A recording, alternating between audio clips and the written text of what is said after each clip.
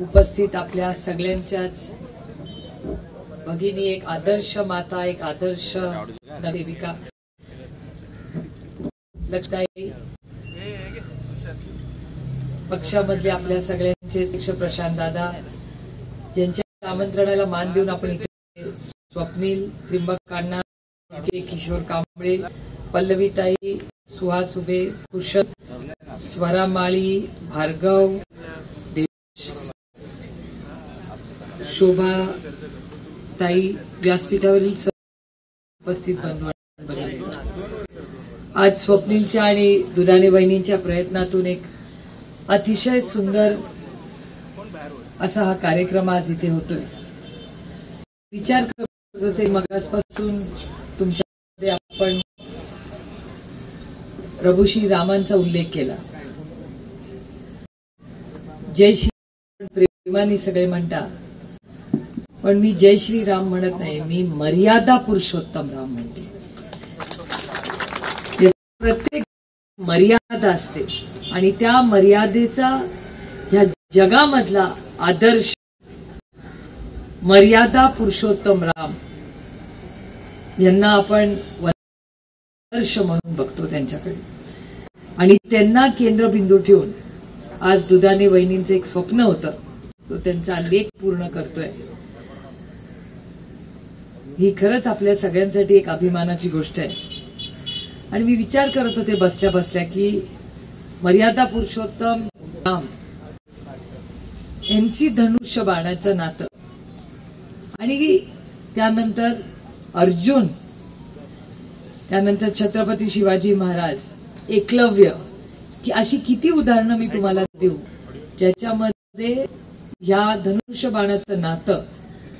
आणि हा हे नातं, स्वप्नील तुम्ही म्हणला ही गोष्ट खरी आहे की त्या मुलीशी मी जोडत होते की हे करत असताना किती संयम पाळावा लागतो याचा विचार आपण केला पाहिजे. एक संकल्प करावा लागतो की आपल्याला हे करायचंय, आणि खूप मोठी साधना त्याच्या मागे. म्हणजे प्रभू श्री रामांनी केवढी एक संकल्प केला होता, त्यांनी नेहमी संयमच बाळगला, आणि त्यानंतर त्यांची जी साधना होती जे आपण बघतो एक आदर्श म्हणून, म्हणजे प्रभू श्री राम मर्यादा पुरुषोत्तम राम कशामुळे झाले, हा संयम आणि हे सगळे स्वभावातले गुण. आणि खरंच मी इथे उभी आहे म्हणून म्हणत नाही, पण मी माईकवर आहे म्हणत नाही, पण मी नेहमी तुझा सांगते की तुम्ही 9 महिने काय खाल्लंय आम्हाला सांगा, एवढा सोन्यासारखा संयमी मुलाला जन्म कसा दिला. माझ्या पोरांच्या वेळीच मला माहिती नव्हतं, आता नातवंड होतील तेव्हा गाईडन्स घ्या. पण एक आदर्श मुलगा कसा असावा, तर खरंच तो स्वप्नील सारखा असावा. त्याचा स्वभाव, त्याची कामाची पद्धत. आता बाकी गुण बायकोला काय दाखवतो मला माहिती नाही, पण मुलगा म्हणून, एक भाऊ म्हणून, एक सहकारी म्हणून, एक मित्र म्हणून, एक अतिशय कर्तृत्ववान. म्हणजे माझ्या स्वप्नीलकडून खूप अपेक्षा आहे. बसल्या बसल्या आम्ही आता चर्चा करत होतो की काही वर्षापूर्वी याचं उद्घाटन झालं शेजारी. त्या काळातले पालकमंत्री त्या कामासाठी आले होते, आणि त्यावेळेस इथे tennis, basketball court, boxing ring, या बऱ्याच काही गोष्टी झाल्या. आणि आता एक आर्चरी. आता आर्चरी करत असताना मी आजपर्यंत कधी धनुष्यबाण वगैरे पेलवला नाही. या ताई वगैरे बोलतात सगळं ते आपल्या आधी भाषणाच्या आधी बोलतात, ते खरं मानायचं नसतं, नाहीतर दिमाग खराब हो जाएगा. कारण का त्या इतक्या काही काही आमच्याबद्दल गुण सांगतात जे आम्हालाही माहिती नसतात. दुसऱ्यांनी अनुभवले असतात का नाही मला माहिती नाही, पण ते त्यांचं काम करत असतात, म्हणून सगळं खरं नाही हे मी पारदर्शकपणे सांगते तुम्हाला.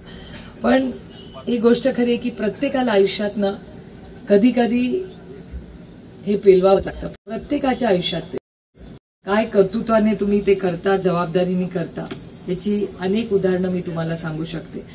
इथे अजय भाऊ आणि शशांक ही आलेले आहेत, त्यांनी एवढं मार्गदर्शन केलेलं आहे. त्याच्यामुळे स्वप्नील तुमचं आणि तुमच्या आईचं स्वप्न पूर्ण करण्यासाठी अजय भाऊ आणि शशांकनी जी मेहनत केली, जो गायडन्स दिला, तुमचंही मी मनपूर्वक मानते.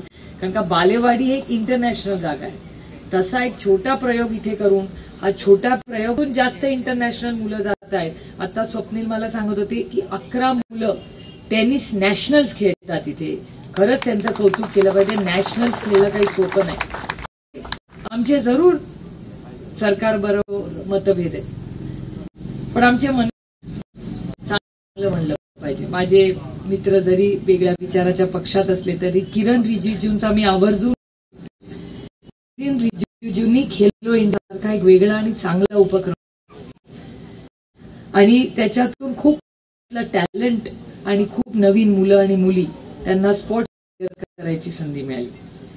आता इथून जाताना जर खड्डा आला, पाणी वेळेवर आलं नाही, वीज मिळाली, तर आमची लढाई त्यांच्यावर चालू राहणार. पण कुठलंही सरकार असलं ना तरी सगळंच वाईट करत नाही. त्याच्यामुळे ते जेव्हा म्हणतात ना, मला आधी वाईट वाटायचं की 70 सालात काही केलं नाही, ज्याचा उल्लेख प्रशांत दादा तुम्ही तुमच्या भाषणात केला. Governance is continuity. कुठलंही सरकार असलं ना ते काहीतरी चांगलं काम करत, कुठलंच सरकार सगळं वाईट करत नाही. प्रशांत दादा तुम्हाला आठवत असेल की उद्धवजींचं सरकार होतं, आपण सगळे त्या सरकारमध्ये, तेव्हा दुपारच्या भोजनासाठी एक अतिशय चांगली स्कीम शिवभोजन थाळी हे अतिशय उत्तम सुरू केला. त्या सरकारने सुरू केला, या सरकारने बंद केला. म्हणजे गेले 9 महिने शिवभोजन थाळीचे पैसे हे आलेलेच नाही. आणि एक म्हणून मी म्हणते की मी का किरण रिजिजूंचं कौतुक केलं, कारण खरंच आहे की खेलो इंडिया हा कार्यक्रम खरंच चांगला आहे. हा झाला देशा पातळीवर. आता राज्य पातळीवर शिवभोजनालय जे आहे आमचं, त्या 8 महिने झाले त्या महिलांना पैसे दिले नाही. परवा मी नागपूरला गेले होते. दुधाने वहिनी तुम्हाला आश्चर्य वाटेल, महिला जरा जास्त घट्ट असतो, पण हे त्यांचा ग्रुप आहे ना त्या शिवभोजन थाळीच्या नागपूरच्या, त्याच्या 3-4 महिला असं म्हणत होत्या, त्या व्हॉट्सअप ग्रुपवर आहे, मी ते सगळं माननीय मुख्यमंत्र्यांनाही पाठवलेलं आहे करून. त्या महिला म्हणत होत्या, असेच जर 8 महिन्याचे 12 महिने झाले आणि आम्हाला पैसे आले नाहीत तर आम्हाला आत्महत्या करावी. शिवभोजन थाळीच्या, तर शिवभोजन थाळीचा प्रोग्राम कशासाठी सरकारने केला की गरिबांनाही पैसे, 2 पैसे त्यांना मिळतील आणि त्या महिलांना हाताला काम त्यांच्या टॅलेंटनी करता, म्हणजे दोन्ही गरिबांना पण अन्न आणि कष्ट करणाऱ्या स्वाभिमानी महिलांनाही काम. आता अशा स्कीमला 8 महिने पैसे दिले जातात, ते किती चिंताजनक सांगा. रस्त्याचे ट्रॅफिकचा महाराष्ट्र पुण्याचा प्रश्न हा गंभीर आहेच. म्हणजे तुम्ही रस्त्याचा उल्लेख केला म्हणून मी बोलते, खरं स्वप्नील व्यासपीठ नाही बोलायचं, पण हे खरंच आहे की पुणे शहर आणि तुम्ही ह्या FSIचा बघाशी बोलला म्हणून मी खरं तर हे बोलतेय की हा रस्ता झाला आनंद आहे. शेतकऱ्यांना 2 पैसे मिळाले, FSI मिळाला, ह्याचा मला खरंच आनंद आहे. पण आता ना पुण्यात फिरताना मला खरंच भीती वाटते. इथे सगळे प्रेसवाले आहेत ना, काल ते माझ्या घरी आले होते. काल मी घरातून निघताना ते तिथेच पकडतात मला रोज. ते प्रेस घेत असताना काल माझी बाईट बघा तुम्ही सगळे, माझ्या बाईटमध्ये काल माझ्या घरात शिवाजीनगरला मी राहते, शिवाजीनगरला त्या बिल्डिंग 4 बिल्डिंग मिळून, आणि तिथे कॉर्पोरेशनचं पाणी आहे. आम्ही किती 1 किलोमीटरवर असू कॉर्पोरेशन पासून, 1 किलोमीटरवर आमचा फ्लॅट आहे कॉर्पोरेशन पासून. कॉर्पोरेशनचं पाणी आम्हाला हक्काचं मिळालं पाहिजे. आम्ही टॅक्स भरतो, तुम्ही भरता तसे. माझं एवढंच एक पुणेकर म्हणून आहे कॉर्पोरेशनला की ती बाईट चालू आहे, 25 मिनिटाची बाईट आहे कालची, त्याच्यात तुम्ही काढून बघा 2 टँकर आले आणि गेले. आता शिवाजीनगर सारखे जिथे कॉर्पोरेशन 1 किलोमीटरवर आहे, ज्या हक्काचं पाणी आहे, प्लॅनिंग त्याचं झालेलं आहे सगळं, जर शिवाजीनगरला जर टँकर लागत असेल तर बाकीच्यांनी काढायचं स्वप्न, ते पण ऑक्टोबरमध्ये, आणि जास्त पाऊस झालेला आहे यावर्षी.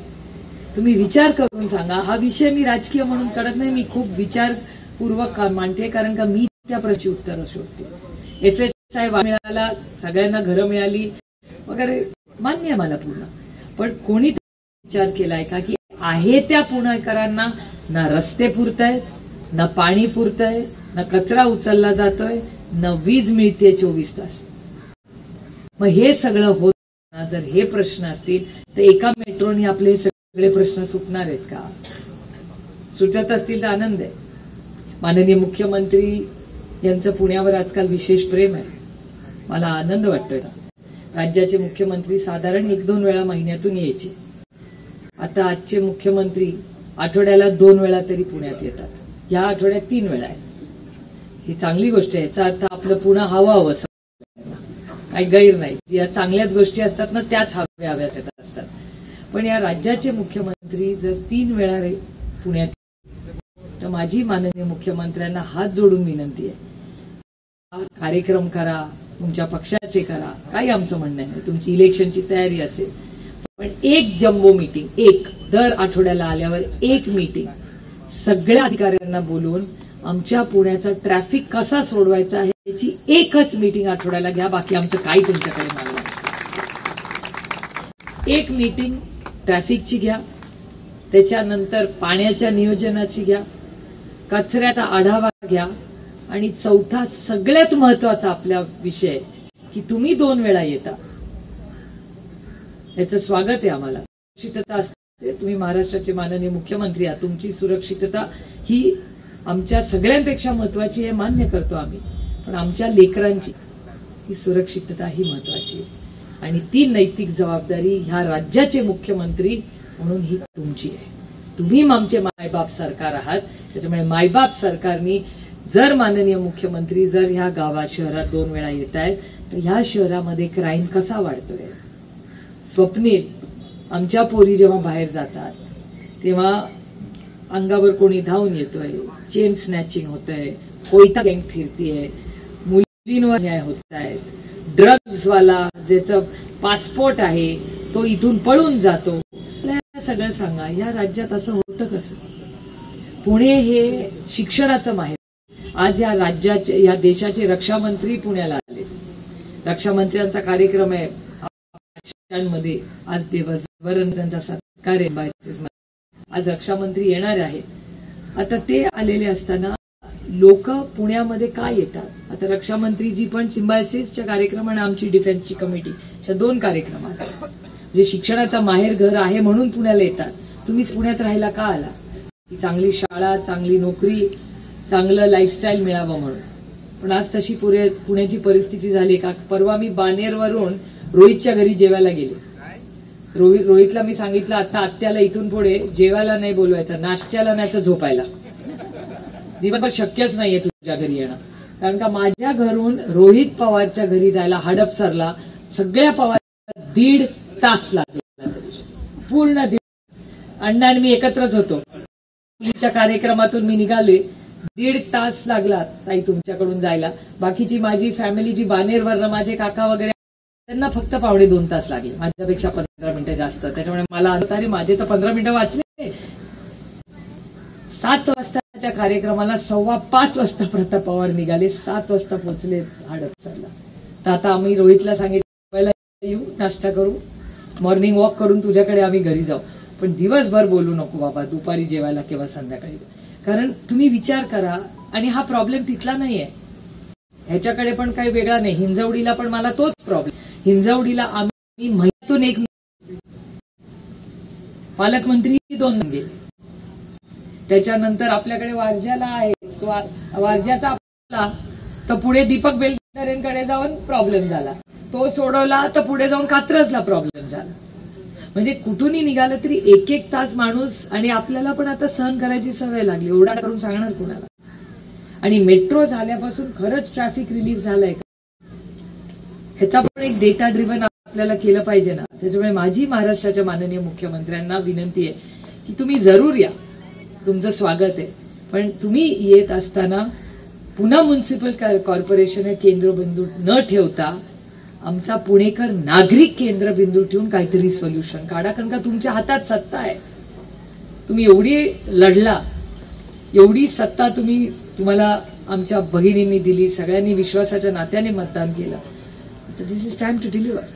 आणि मी असं कधीच म्हणणार नाही की आम्ही 70 वर्षात हे केलं, तुम्ही 11 वर्षात काय केलं. मला त्याच्यात पडायचंच नाही. आता तो हिशोब करायला खूप वेगळे व्यासपीठ आहेत, करत राहू. पण आज मूलभूत प्रश्न या नागरिकांचे काय आहेत. आणि मी विरोधाला नाहीये.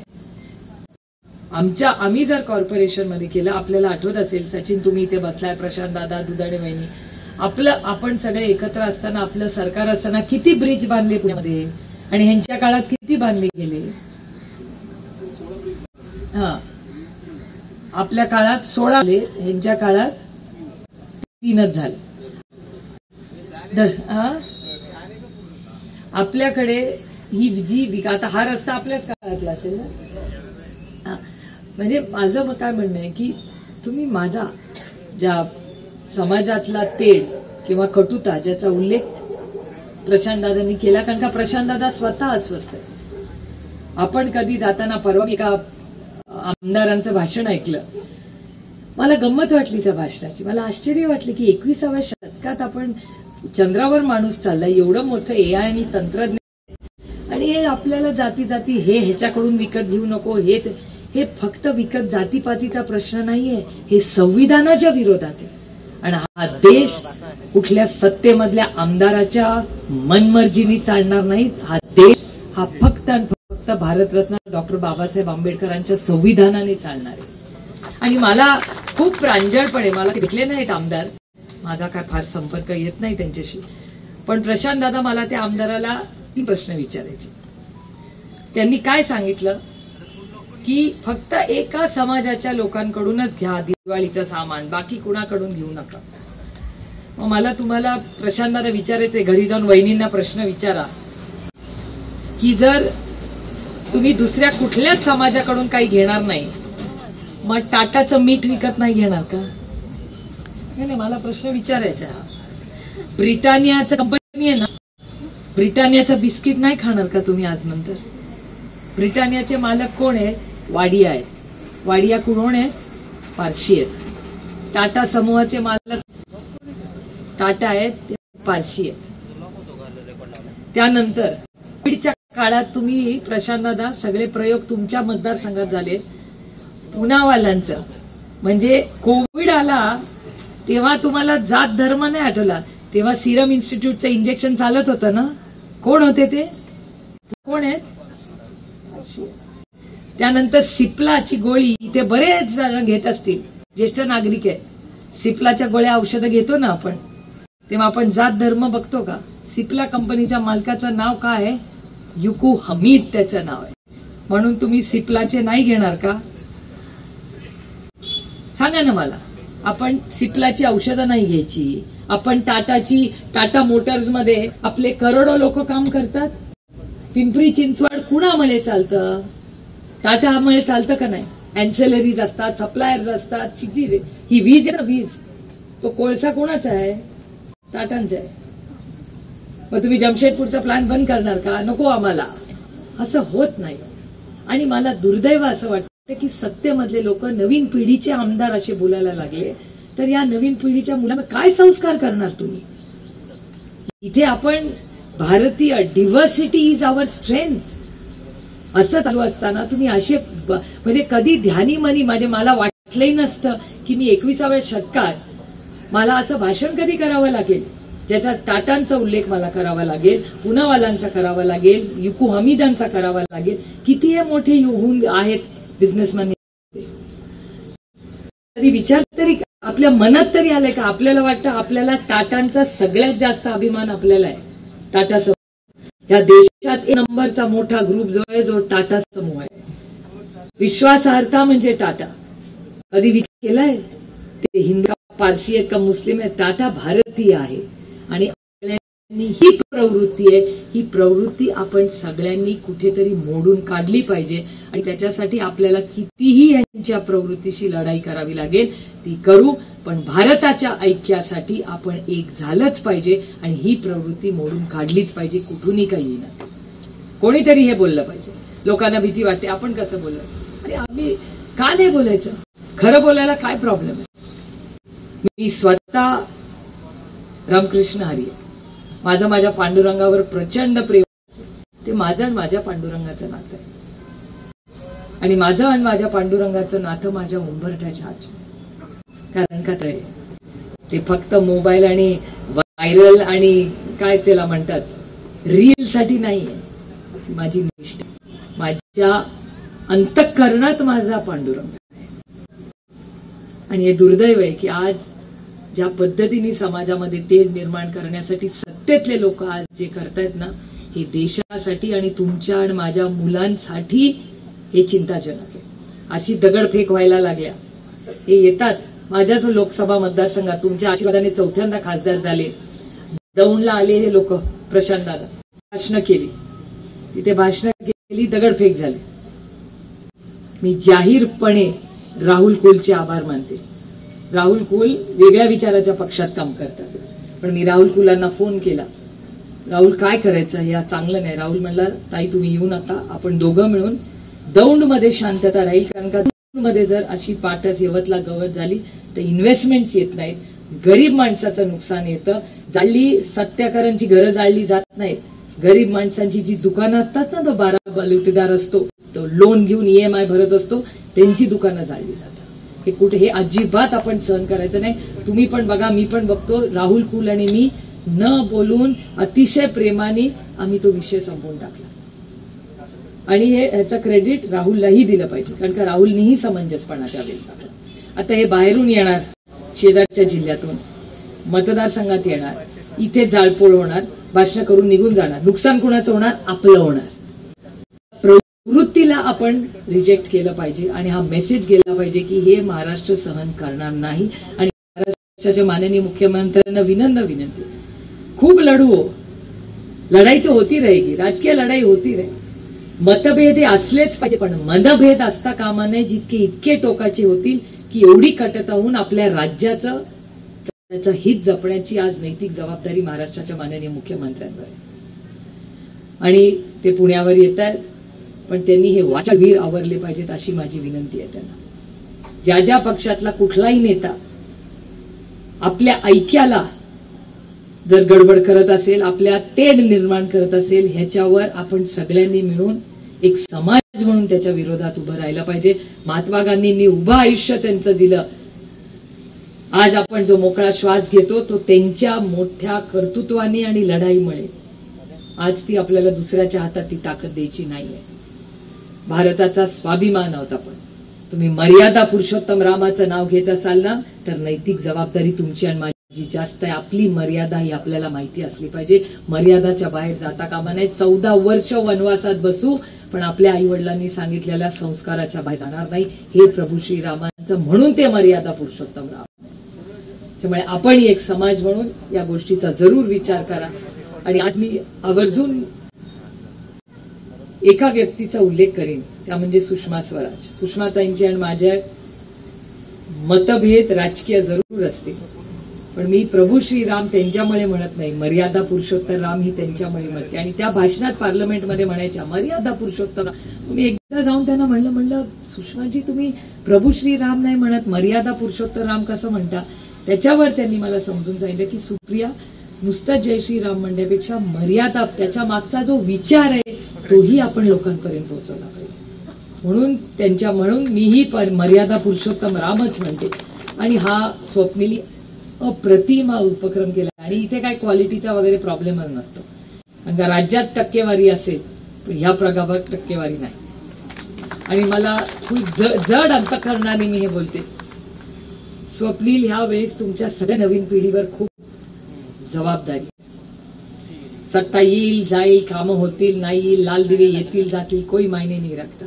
पण मला अतिशय वाईट वाटतं की ह्या देशामध्ये आज महाराष्ट्र हा तितका विकसित वेगात किंवा इन्व्हेस्टमेंट्स मध्ये नाही. हा माझा डेटा नाही, भारत सरकारचा डेटा आहे. आणि भारत सरकारमध्ये मी विरोधात आहे, इथे पण मी विरोधात आहे. भारत सरकारचं म्हणणं आहे बाकीची राज्य आज आपल्या पुढे आहेत, पहिला मुद्दा. आणि दुसरा अतिशय दुर्दैवी मुद्दा की भ्रष्टाचाराच्या विरोधात 2014 मध्ये आपल्या विरोधात रान पेटवलं होतं. आज आपण 2025 मध्ये उभे आहोत. 2025 मध्ये भारतात सगळ्यात जास्त भ्रष्टाचार कुठे असेल तर तो हे दुर्दैवी महाराष्ट्रात. आणि महाराष्ट्र तुमच्या माझ्या पुण्यात आहे असं मी म्हणत नाहीये, भारत सरकारचा डेटा म्हणतो. मी तुम्हाला शब्द देते, एक मला संधी द्या. मी आणि हे रेकॉर्ड सगळं रेकॉर्ड करून ठेवा, कारण आपल्याला जर पुणे भ्रष्टाचार मुक्त करायचा असेल आणि ही कटुता मुक्त करायचं असेल आणि आपलं ऐक्य ठेवायचं असेल तर पुढच्या इलेक्शन मध्ये आपल्या सगळ्यांना स्वप्नील दुधाणेंसारखे कर्तृत्ववान, पारदर्शक कारभार करणारे, स्वच्छ कारभार करणारे लोकांची गरज आहे. आणि हे फक्त पक्षासाठी म्हणून नाही, मी राज्याच्या हितासाठी. कधीतरी पक्ष सोडून पुढे जाऊन विचार करायचा असतो. त्याची माझी तुम्हाला सगळ्यांना विनंती, इलेक्शन दिवसांनी माननीय फेऱ्या जशा वाढत जातील, म्हणजे समजा की तेवढेच जवळ इलेक्शन आलेलं आहे. अतिथी देवो भव, त्यांचं स्वागतच आहे. येतील तेवढं देऊन जा आमच्या पदरात. ते इलेक्शन सारखं नको. इलेक्शनच्या आधी म्हणले होते सरसकट कर्जमाफी करू, एवढी अतिवृष्टी झाली तरी अजून कर्जमाफी झाली नाही. त्यानंतर लाडकी बहीण योजनेला 2100 रुपये देऊ, ते तर सोडा, 5 लाख महिला कमीच केल्या. रिव्हर्स झालं सगळं. त्या आपल्या भोजन थाळीचं तुम्ही बघताय. शिक्षकांचे खूप मोठे प्रश्न आणि आव्हान आणि आर्थिक परिस्थिती आज महाराष्ट्राची अतिशय अडचणीत आहे. कधी येईन त्याच्याबद्दल सविस्तर बोलीनच, पण आज महाराष्ट्र आर्थिक अडचणीत आहे आणि याच्यावर मात करण्यासाठी आपल्याला सगळ्यांनाच जीएसटीचे खूप मोठे प्रॉब्लेम्स आहेत. असे अनेक मुद्दे खरं तर बोलण्यासारखे आहेत. पण परत येईन तेव्हा नक्कीच त्याबद्दल जास्त जी काही खरी माहिती आहे ती तुमच्यापर्यंत नक्की पोहोचेल. पण आज एक चांगल्या कार्यक्रमाच्या निमित्ताने स्वप्नीलनी आपल्याला सगळ्यांना आमंत्रित केलं. हे जे काही कष्ट आहेत हे फक्त आणि फक्त स्वप्नीलचा फॉलोअप आहे. ही खूप अभिमानाची गोष्ट आहे आणि खूप सुंदर कार्यक्रम त्यांनी इथे जो आयोजित केला त्याबद्दल त्यांचे मी मनपूर्वक आभार मानते, कौतुक करते. दिवाळी ही आली आहे ती काय फार सुखाची नाही आहे, कारण का मध्येच आपल्याला सांगितलं होतं महागाई कमी होणार आहे. त्याच्यामुळे माझ्या आईला फार आनंद झाला होता. पण आता जेव्हा फराळ करायची वेळ आली, आमच्या घरातला मूड काय फार चांगला नाहीये. आमची आई रोज घरात पाऊल ठेवलं की नाही म्हणते सगळं किती महाग झालंय. मी तर म्हणलं अगं आता तर जीएसटी कमी केला होता. म्हणजे काय जे जीएसटी बीएसटी मला माहिती नाही, हे काय भाजी इतके रुपये सगळं एकीकडे. आणि दुसऱ्याकडे माझा कांद्याचा जो शेतकरी आहे तो रडतोय, कारण का त्याला काहीच भाव नाहीये. जे आज राज्यात चाललंय हे अतिशय अच्छा. त्यांनी मला सांगितलं की सगळे आज वर्किंग डे असले तरी 9 वाजल्यापासून तुम्ही सगळे आलेला आहात. मला प्रश्न त्यांना विचारायचा आहे की 9 वाजल्यापासून आले तर तुम्ही काय नाश्ता चहाची सोय केली आहे का? मग आमचा काही प्रॉब्लेम नाही आहे. मला जरा वाटत होतं ते 9 वाजता आलेत, काही चहा बी दिला की नाही आपल्या पोरांनी. पण आज आपण या अतिशय घरगुती आणि चांगल्या कार्यक्रमाच्या निमित्त आला त्याबद्दल तुमचे आभार मानते. महागाईतली का पण दिवाळी आहे, त्याच्यामुळे दिवाळीच्या मनापासून आपल्या सगळ्यांना शुभेच्छा देते. आणि असंच काम आणि असंच आशीर्वाद स्वप्नीलच्या मागे खंबीरपणे राहावा.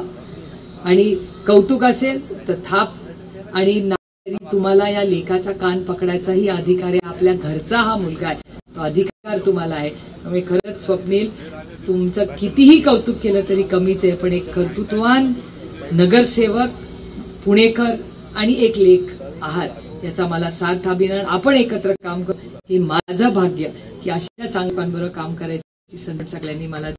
आपण आलात.